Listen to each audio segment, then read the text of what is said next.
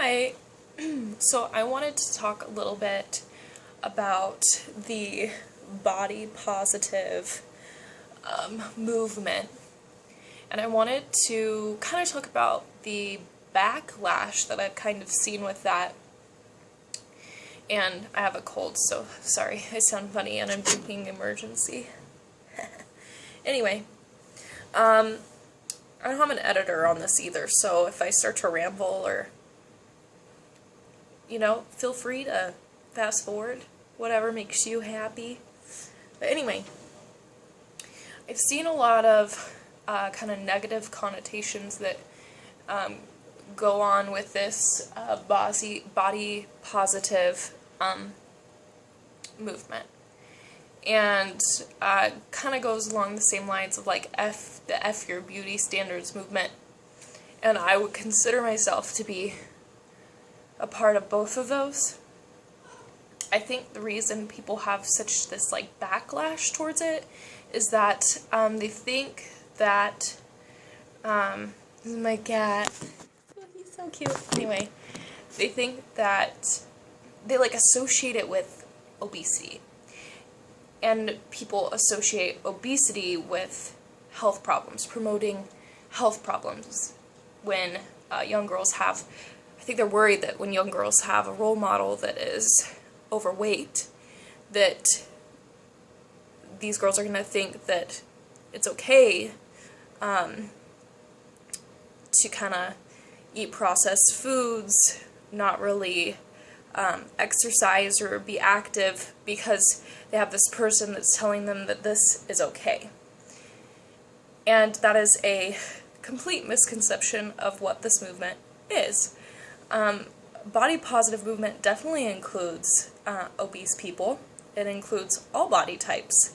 It includes skinny people. It includes average people. It includes people who've had babies and maybe they have stretch marks. It includes people who were overweight and they lost a ton of weight, but then they have all this extra skin, and it's about being real and showing people that, hey, this is my body, and I love it the way it is, and it doesn't look like the airbrush Photoshop models in magazines and on TV. And so, I feel like crap. I think people associate it with that, and why that is, I don't know. Yeah, obesity can bring on a lot of health problems, but what this movement is saying is love yourself the way you are, because if you love yourself and you make healthy choices from this place of love, they're going to be coming from a more sustainable resource. When you are making health decisions for your body, you're eating healthy and exercising, it doesn't mean that you're healthy up here, and it doesn't mean that you're doing it from your heart. And so, usually those kinds of things where you don't like the way your body looks, and everybody has things that they don't like about themselves, it's understandable, but I mean, you loathe your body. You loathe the way you look, and so you say, this is what people are telling me I need to look like. I'm going to go run on the treadmill, for 2 hours and eat really clean, and I'm going to look really great, and then all of a sudden you start losing weight. But you don't feel better about it. You still are looking in the mirror and you're saying, man, if I could just get rid of my cellulite, if these stretch marks weren't here, if I didn't have a pimple on my chin right now, like, if you are not happy with the way your body is right now, and you make those changes, you're not going to be happy with the way your body is when you transform it. So what this movement is saying, make healthier choices, eat healthy, love the way you look. Even if there's things that you don't necessarily like about your body, just embrace it and make healthy choices because you love yourself. Feed your body wonderful, nutritious foods because you love it, because it makes you feel good. Not because somebody is telling you that's what you need to do. That's what this movement is about. It's about just loving your flaws and saying, I'm going to make healthier choices because I love myself. And I wanted to talk a little bit about kind of this fat shaming. And again, fat shaming is not the only type of shaming that happens. Shaming happens to skinny people. It happens to people who have short hair. It happens to people who dress different. There's all types of different body shaming. And people who I've heard support body shaming are usually the people that think they can convince change, force change onto another person if they shame them into it. Now, I am in nursing school. I know a lot of you don't know my background, so I'm in nursing school. I'm in my 2nd year.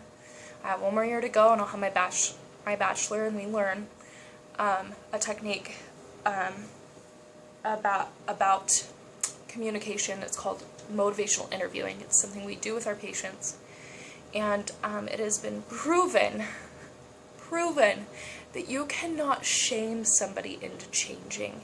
And it has been statistically proven that guilt, when people feel guilt, they're more likely to participate or relapse into their bad behaviors. So shaming someone, yeah, it ain't working. You're just a dick, and maybe you need to go get help for being a dick, okay? But it just blows my mind that people think this is an appropriate way to help someone. I'm helping you. It's like me telling someone who smokes, do you know smoking causes lung cancer? Why are you smoking? And you know what they're gonna think? They don't need an old hag, you know, some stupid broad telling them that smoking causes lung cancer and it's doing this, this, and this to their body. They most likely already know those things. Maybe they're uneducated. Maybe they need education on that. Who knows? But most likely, most smokers know that it causes cancer. They don't need you telling them that. They have most likely already tried quitting. Most people try quitting and they can't. It's super addictive. And you need to be coming from a place of understanding, of trying to understand that person and trying to offer them healthy avenues and making them feel like that's their choice, not a choice that you're pushing onto them. But I just kind of wanted to talk about that because it's been on my mind. And, you know, love your body, okay? It is the coolest thing ever. Your heart pumps around 6,000 liters, roughly, of blood each day to, you know, oxygenate your body and oxygenate tissues. Your body regenerates cells each day. It eliminates toxins. It's the catalyst for which you experience everything. You know, I see people all the time with chronic conditions who just wish that they could do basic life functions like brush their teeth. They can't even do that on their own anymore. You think those people are worried about having a flat stomach and a thigh gap and worried about the cell? No, you know, they want to be able to walk. They want to be able to use their arms so they can give their family member a hug. We literally obsess as a culture over the most shallow, trivial things. We don't look at the bigger picture and say, man, I'm healthy. You know, I don't look like that girl in the magazine, but man, I can run and walk and I can take the stairs instead of using the elevator because my legs still work and I don't have to be in a wheelchair. You know, love yourself.